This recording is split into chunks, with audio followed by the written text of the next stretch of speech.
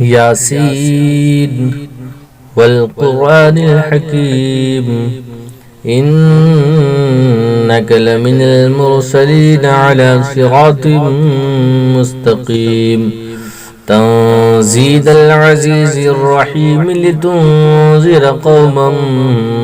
ما أنذر آباؤهم فهم غافلون لقد حق القول على أكثرهم فهم لا يؤمنون إنا جعلنا في أعناقهم أغلالا فهي إلى الأذقان فهم مقمعون وجعلنا من بين أيديهم سدا ومن خلفهم شدا فأغشيناهم فهم لا يبصرون وسواء عليهم أنذرتهم أم لم تنذرهم لا يؤمنون إنما تنذر من اتبع الذكر وخشي الرحمن بالغيب فبشره بمغفرة وأجر كريم إنا نحن نحيي الموتى ونكتب ما قدموا وآثارهم وكل شيء أحصيناه في إمام مبين واضرب لهم مثلا أصحاب القرية إذ جاءها المرسلون إذا أرسلنا إليهم اثنين فكذبوهما فعززنا بثالث فقالوا إنا إليكم مرسلون قالوا ما أنتم إلا بشر مثلنا وما أنزل الرحمن من شيء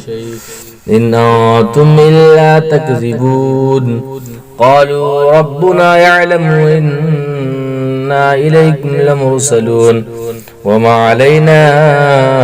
إلا البلاغ المبين قالوا إنا تطيرنا بكم لئن لم تنتهوا لنرجمنكم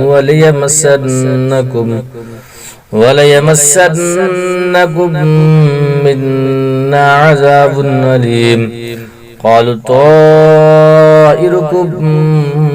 معكم إن ذكرتم بل أنتم قوم مسرفون وجاء من أقصى المدينة رجل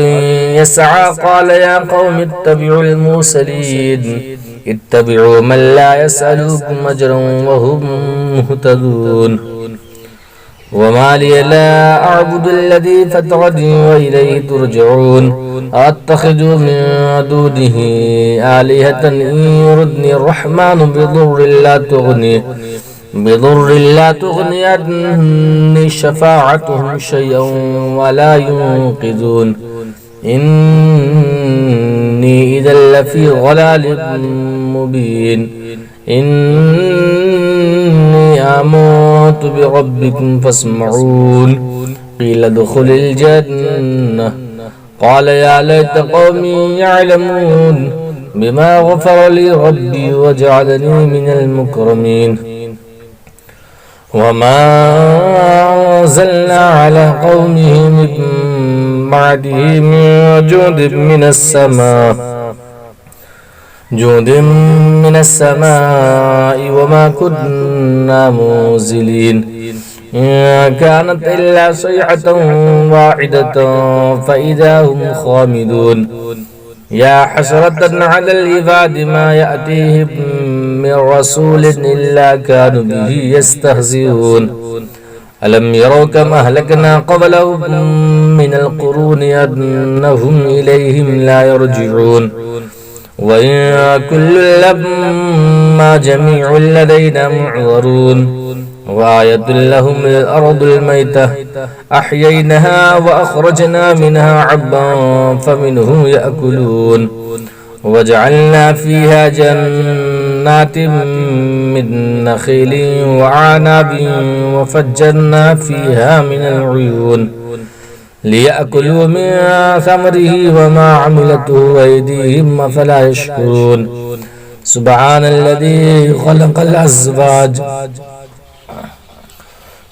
الذي خلق الأزواج كلها مما تنبت الأرض ومن أنفسهم ومما لا يعلمون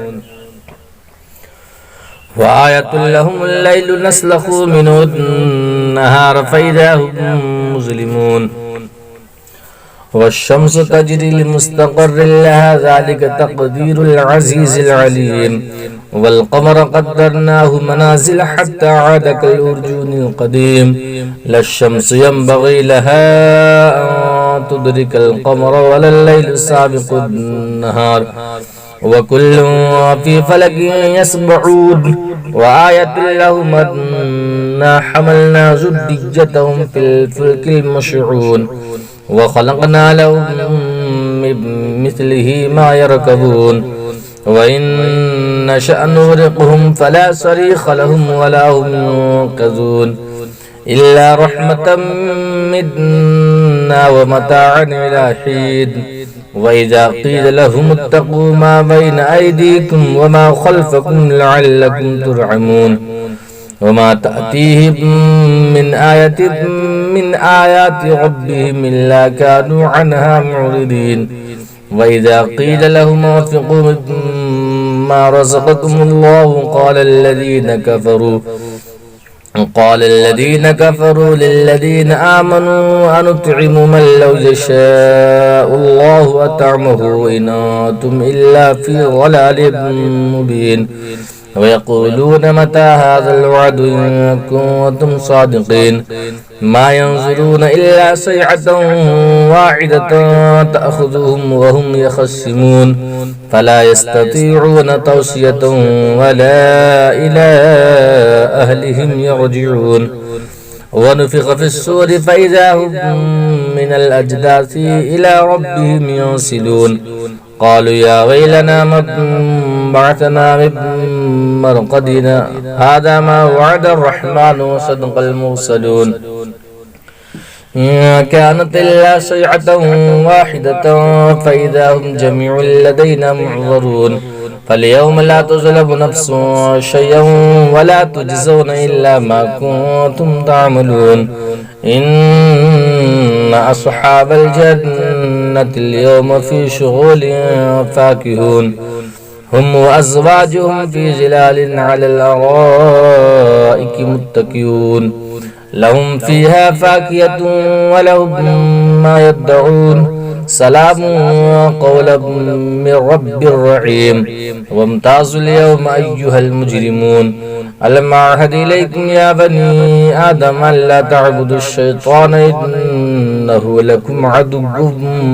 مبين وأن اعبدوني هذا صراط مستقيم ولقد أضل منكم جبلا كثيرا أفلم تكونوا تعقلون هذه جهنم التي كنتم توعدون اصلوها اليوم بما كنتم تكفرون اليوم نختم على أفواههم وتكلمنا أيديهم وتشهد أرجلهم بما كانوا يكسبون ولو نشاء لطمسنا على أعينهم فاستبقوا الصراط فأنى يبصرون ولو نشاء لمسخناهم على مكانتهم فما استطاعوا مضيا ولا يرجعون ومن نعمله ننكسه في الخلق أفلا يعقلون وما علمناه الشعر وما ينبغي له إن هو إلا ذكر وقرآن مبين لينذر ما كان حيا ويحق القول على الكافرين أولم يروا أنا خلقنا لهم مما عملت أيدينا أنعاما فهم لها مالكون وَظَلَّلْنَاهَا لَهُمْ فَمِنْهَا رَكُوبُهُمْ وَمِنْهَا يَأْكُلُونَ وَلَهُمْ فِيهَا مَنَافِعُ وَمَشَارِبُ أَفَلَا يَشْكُرُونَ وَاتَّخَذُوا مِن دُونِ اللَّهِ آلِهَةً لَعَلَّهُمْ يُنصَرُونَ لَا يَسْتَطِيعُونَ نَصْرَهُمْ وَهُمْ لَهُمْ جُندٌ مُّحْضَرُونَ فَلَا يَحْزُنكَ قَوْلُهُمْ إِنَّا نَعْلَمُ مَا يُسِرُّونَ وَمَا يُعْلِنُونَ أَوَلَمْ يَرَ الْإِنسَانُ أَنَّا خَلَقْنَاهُ مِن نُّطْفَةٍ فَإِذَا هُوَ خَصِيمٌ مُّبِينٌ وَضَرَبَ لَنَا مَثَلًا